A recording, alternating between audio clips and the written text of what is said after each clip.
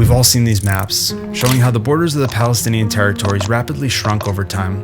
And many point to these images to prove that the State of Israel is exercising a colonial expansionist agenda.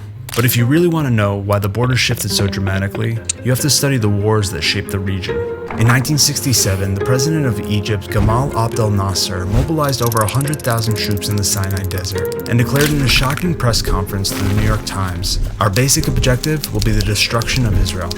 Egypt blocked Israel's shipping lane in the Straits of Tiran and signed a military pact with Jordan, Syria, and Iraq.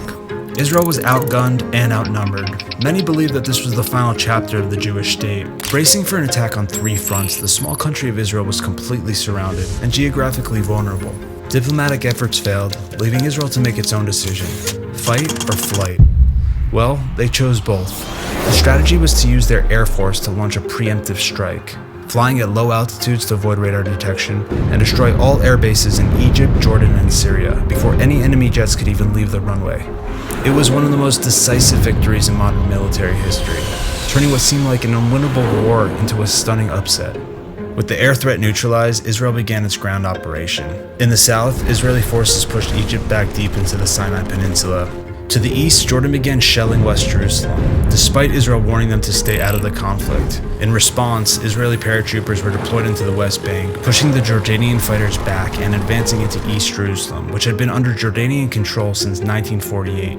Meanwhile, in the north, Syrian artillery had been bombarding Israel from their high ground positions in the Golan Heights. In the final days of the war, Israeli forces launched a daring attack by scaling steep cliffs, pushing the Syrians back in retreat towards Damascus. Known as the Six-Day War, it was a miraculous victory for Israel that stunned the world. In less than a week, not only did Israel defend its borders from an overwhelming force of invaders, but they captured key strategic territories in the process. So that's why the borders of these maps look so different over time, because every nation knows that waging wars against another country is a risk, and if you don't win, it can come with consequences.